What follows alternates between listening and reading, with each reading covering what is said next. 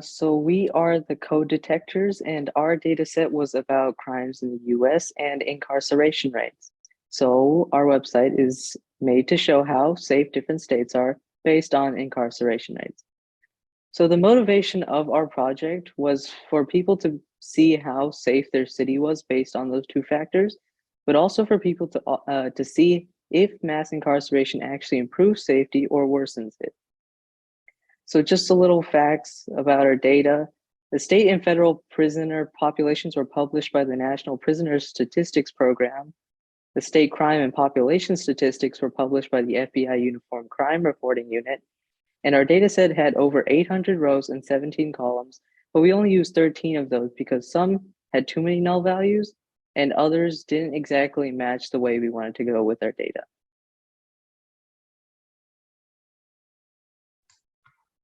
These are some visualizations of our data. The first few are just graphs with matplotlib that show the importance of the different machine learning models we used, such as random forest, decision tree, and linear regression.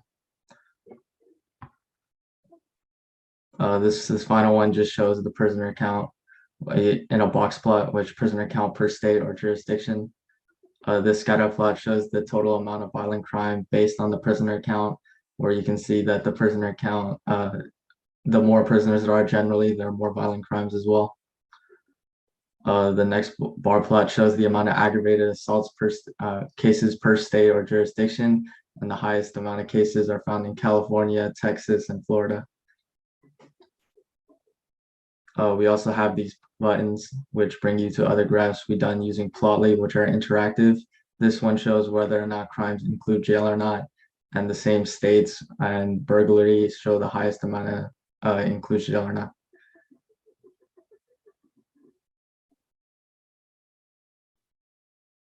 This next plot shows the murder manslaughter cases per state or jurisdiction, and still California, Texas, and Florida show the highest amount of cases.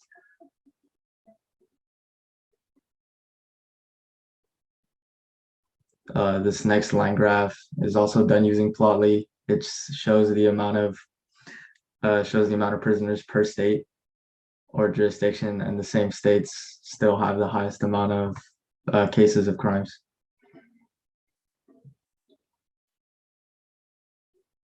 This plot shows the amount of burglary cases per state, and it's color coded by the year.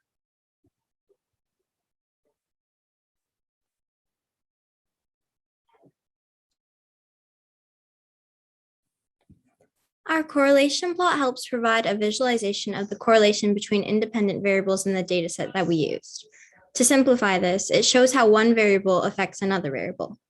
Correlation plots show three different types of correlation between variables: positive correlation, negative correlation, and zero correlation. When two variables increase or decrease together, they have a positive correlation, which is represented by a 1, which you can see the dark red going down.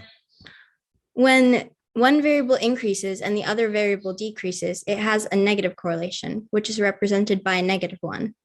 And when two variables have no impact on each other, there is zero correlation, which is represented by 0.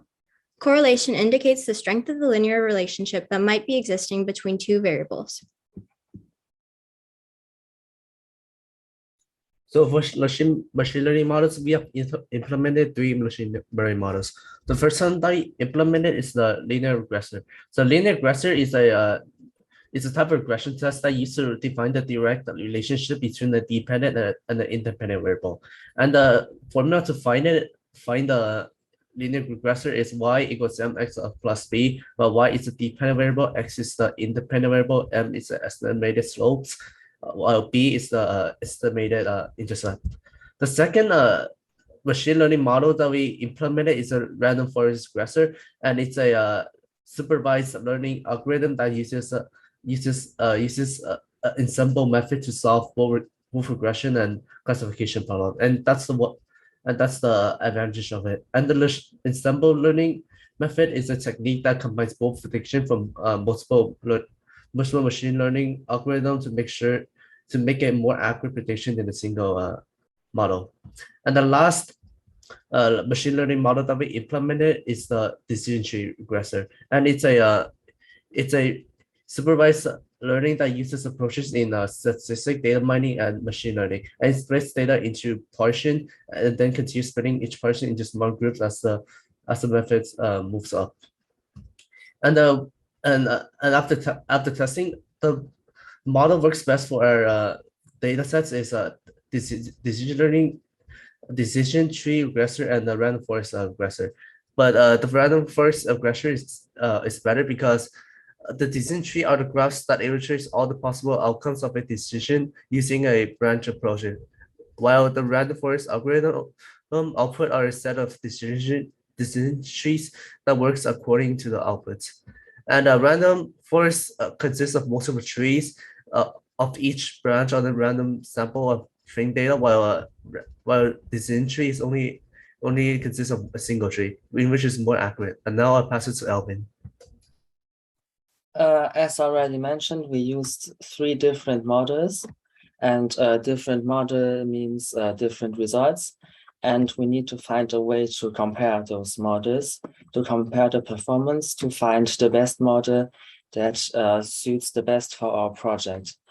Therefore, we use different metrics to evaluate the predictions.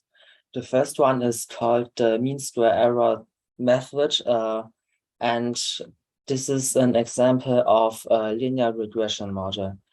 The model gives us a line that predicts the data points here in green, and we need to calculate the deviation. We do that by subtracting the absolute value of our data points to by the blue line here, and then we add the sum. We add each distance, and we get the total sum, which is our mean squared error. And the mean absolute error is basically the same. The difference is that the mean square error uses the square, which punishes bigger distances more because every value is squared. And then we have also used the R squared method, which is similar, but instead of the slope of the linear regression line, we use a horizontal line, and we subtract it also. And our final results. The most important is the accuracy, and all 3 models had a fairly good score, but outstanding was the random forest regressor, which had almost 100% accuracy, which is the perfect value. All in all, after completing the data analysis and model evaluation, our team came to the conclusion that the random forest model would work best for our data set. The random forest gave more accurate results after performing the grid search CV in comparison to the linear regression and decision tree models. Compared to the decision tree model, random forest models are a stronger modeling technique and much more robust than a single decision tree, as they can aggregate many decision trees to limit overfitting as well as errors due to bias and therefore yield useful results. This is the Meet the Team, where these are the roles that we have been assigned and we signed up for and what we did. And for our visuals, we also used links for IDs to link the heading. So this is our GitHub page, and we will jump to our prediction page, and where we can demonstrate our model. So here we can make the prediction. We enter values, state population. State population is important because if there are more people in the state, of course there are more crimes. And then we can enter a value for every single crime type. And our model will calculate the estimated total prisoner count. The page is I forgot a value. Okay. And here we got our prisoner account, and you can try it with any other value. And yeah, that's it. Thank you for listening.